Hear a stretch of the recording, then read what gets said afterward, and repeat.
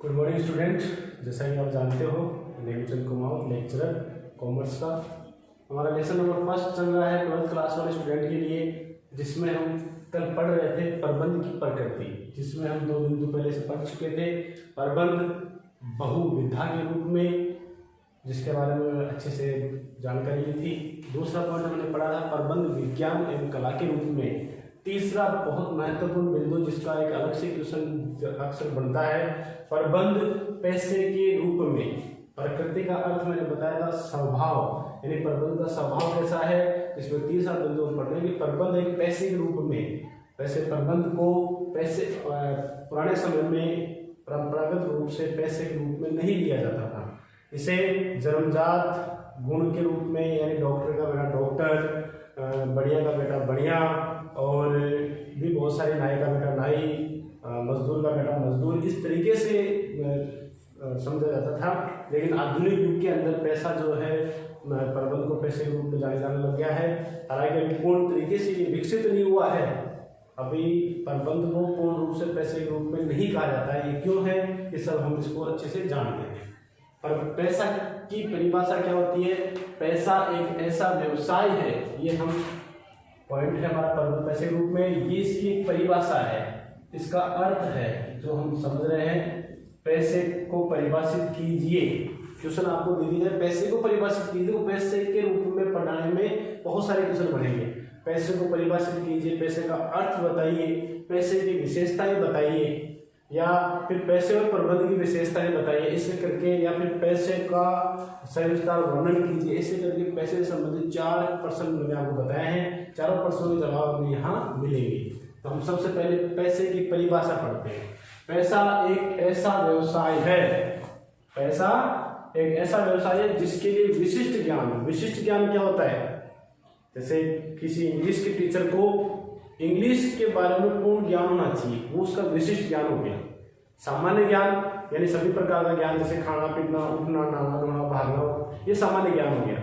लेकिन कोई विशेषता, जैसे डॉक्टर के पास विशिष्ट ज्ञान है, ऐसे ही पैसा भी क्या है? एक विशिष्ट ज्ञान वाली चीज है। दक्षता यानी विशिष्ट, सारी चीज ज्ञान भी विशेष होना चाहिए, दक्षता भी विशेष होनी चाहिए, और प्रशिक्षण की आवश्यकता होती है। यानी पैसा एक ऐसी चीज है जिसके अंदर ट्रेनिंग लेना आवश्यक है। बिना ट्रेनिंग के हम वो काम कर नहीं सकते। जैसे टीचर, डॉक्टर और बैंक मैनेजर, इस तरह की जो भी चीजें हैं जो विशेष ज्ञान की जरूरत होती है, उनमें प्रशिक्षण की जरूरत होती है, तथा इन दक्षताओं का प्रयोग समाज के व्यापक हितों के लिए किया जाता है। यानी समाज को लाभ पहुंचाने के लिए किया जाता है। ऐसा नहीं कि किसी को गोली मारने के लिए, चोरी करने के लिए ट्रेनिंग करते हैं, वो भी पैसा माना जाएगा। नहीं, वो पैसा नहीं माना जाएगा। वो तो फिर जो समाज को लाभ पहुंचाता है उन्हीं को हम पैसे के रूप में लेते हैं। और प्रयोग की सफलता केवल मुद्रा अर्जन में नहीं मापी जाती है। मुद्रा अर्जन में मापी जाती है, लेकिन सिर्फ उसे मुद्रा अर्जन ही नहीं है। कई लोग ऐसे होते हैं जो पैसे और रूप से सेवाभावी होते हैं, वो सिर्फ सेवा खूब करते हैं, नाम खूब कमा लेते हैं, लेकिन पैसा कम कमा पाते हैं। पैसा कमाते हैं लेकिन कम कमा पाते हैं। तो इसका मतलब ये नहीं है कि वो पेशेवर समाज सेवी नहीं है, पेशेवर नेता नहीं है, या पेशेवर डॉक्टर नहीं है। कई डॉक्टर बहुत सेवाभावी होते हैं, वो फीस नहीं लेते हैं। कई बार कुछ ऐसे लोग पहुंच जाते हैं तो उनको फ्री में ही दवाई दे देते हैं। तो हम उसको ऐसा नहीं कि वो डॉक्टर नहीं है, पैसा कम कमा रहा है। क्योंकि पैसे की जो मापना है, पैसा किसको कहेंगे, उसमें सिर्फ पैसा ही महत्वपूर्ण नहीं है, अन्य चीजें भी महत्वपूर्ण मानी जाती है। ये सारी चीजें इसमें होती है, ये पैसे माना जाता है।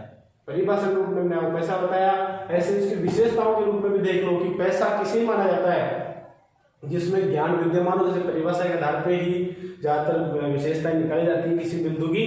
तो इसमें हम देखते हैं ज्ञान की विद्यमानता जिसमें हो, औपचारिक रूप से ज्ञान की प्राप्ति हो।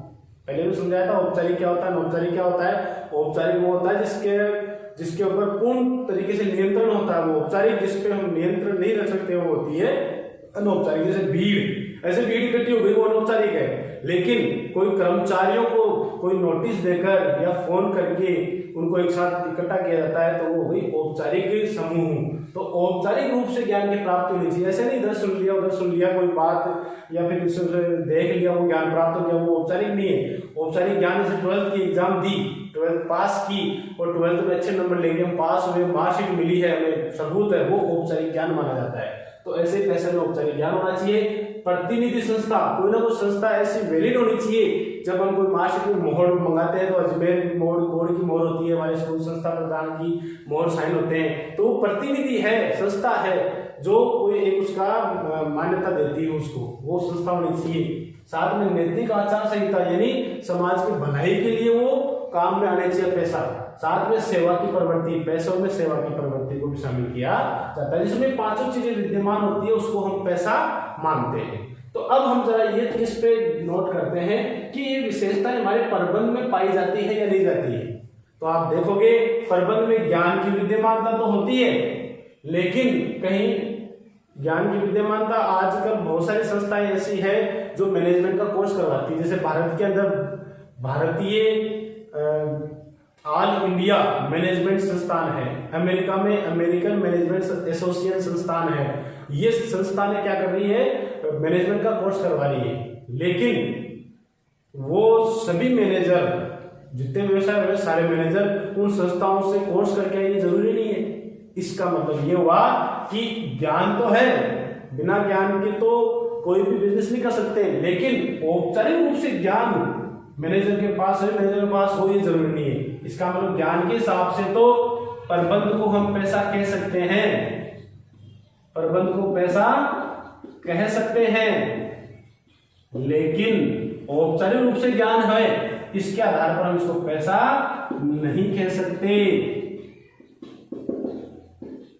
क्यों?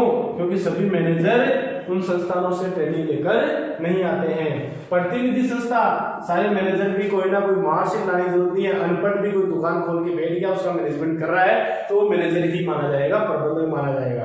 यानी इसकी प्रतिनिधि संस्था के आधार पर भी उसको पैसा नहीं कह सकते हैं। नैतिक आचार संहिता और सेवा की प्रवृत्ति, ये सभी व्यवसाय में होनी आवश्यक है, सभी व्यवसाय में होती है। इसका मतलब इन दोनों के आधार पर हम प्रबंध को पैसा कह सकते हैं। तो आप जरा देखो कि ज्यादा से ज्यादा विशेषताएं पैसा की प्रबंध के अंदर मिलती है। 1, 2, 3 विशेषताएं प्रबंध के पैसा के रूप में मिल रही है। अर्थात अभी आधुनिक युग के अंदर प्रबंध जो है पैसा की ओर अग्रसर है। पूर्ण रूप से अभी तक उसको लागू नहीं किया जा चुका है, लेकिन धीरे धीरे वह पैसा की ओर अग्रसर हो रहा है। क्योंकि पैसा जो है, पैसे के आधार पर जो मैनेजमेंट होता है वो बहुत अच्छा माना जाता है।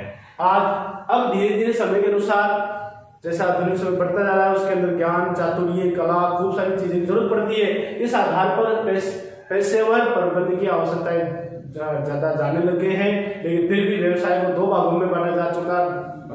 बांटकर हम देखते हैं, एक तो वो व्यवसाय जिसमें पेशेवर प्रबंधक होते हैं, एक कुछ व्यवसाय ऐसे होते हैं जिनमें गैर पेशेवर प्रबंधक होते हैं। वो किसी संस्था से ट्रेनिंग लेके नहीं आते और कहीं से पढ़ाई लेके नहीं आते, कोई मार्कशीट लेके नहीं आते, वो प्रबंधक बन जाते हैं अपने अनुभव के आधार पर। लेकिन अभी आधुनिक में 2 प्रकार के हैं, तो हम पेशेवर प्रबंध के बारे में जानकारी देते हैं। तो पेशेवर प्रबंध जो होते हैं उनमें क्या होता है, पेशेवर प्रबंध की क्या विशेषताएं होती है, वो विशेषताएं क्या होती है, वह कोई ना कोई ज्ञान और तकनीक के प्रति पूर्णतः से समर्पित होता है, तभी वो जानकारी ले पाता है। दूसरा है आधुनिक प्रबंध की तकनीकों का प्रयोग करता हो, क्योंकि ट्रेनिंग लेके आता है, ट्रेनिंग जो लेके आएगा उसको बहुत सारी आधुनिक तकनीकें पता होती है, इसलिए उन तकनीकों का प्रयोग करता है। तीसरा है व्यक्तिगत स्वेच्छाचारिता के स्थान पर टीम भावना पर बल देता है। पेशेवर प्रबंधक क्या करता है, पूरी टीम को एक साथ लेकर उसके ऊपर बल देता है। और वह चौथे नंबर पे परिवर्तन और परिवर्तन प्रबंध हेतु तैयार रहता है। ऐसे नहीं नवाचार नहीं करता, वो कुछ ना कुछ नवाचार करता रहता है, उसके लिए हमेशा तैयार भी रहता है। 5वां है संगठन में जो नियुक्ति और पदोन्नति है, वह ऐसे नहीं किसी सिफारिश आ गई, कोई फोन आ गया या अपना भाई भतीजा हुआ चला दिया, नहीं, वह योग्यता के आधार पर नियुक्ति करता है और प्रमोशन, पदोन्नति का मतलब है प्रमोशन, आगे उसको प्रमोट करना। ऐसे ही अनुकूल तो निर्णय प्रक्रिया पर बल देता है जिसमें विभिन्न पक्षों का हित होता है। ऐसे नहीं सिर्फ खुद का फायदा हो उस निर्णय को तो ले लेगा, बाकी सबको नुकसान हो या फायदा हो, कुछ भी हो चाहे नहीं हो, उनपे ध्यान नहीं देता। वो सब पक्षों को, सब पक्ष का मतलब क्या होता है, प्रबंध में मैंने कभी बताया था, प्रबंध में पक्ष रखने वाले बहुत सारे लोग होते हैं, जैसे ग्राहक भी होता है, या फिर जो उनको वित्त उपलब्ध करवाते हैं वो भी होते हैं, समाज भी होता है, सरकार भी होते हैं, और मकान का जो व्यवसाय का स्वामी भी होता है। इस प्रकार ये सारे पक्षधर उसमें शामिल होते हैं, तो उन सबको ध्यान रख के फैसले लेता है। और समाज के प्रति भी उत्तरदायी होता है, राष्ट्रीय नीतियों के प्रति भी सम्मान रखता है। ऐसे नहीं राष्ट्र को ध्यान रखता है, अपने हिसाब से फायदे लेता नहीं, तो राष्ट्रीय जो नीतियां बनी हुई है उनको भी ध्यान रखते हुए सभी प्रकार के प्रबंध करता है। अब होता है गैर पेशेवर प्रबंधक, जिसमें वो ये सब बातें होनी जरूरी नहीं है, वो अपने हिसाब से कैसा भी काम कर सकता है। लेकिन आधुनिक युग के अंदर गैर पेशेवर प्रबंधक जो होते हैं वो ज्यादा सफल नहीं हो रहे हैं। तो हम आधुनिक आधार पर कह सकते हैं कि जो प्रबंध है वह पेशेवर प्रबंधक की ओर बढ़ता जा रहा है।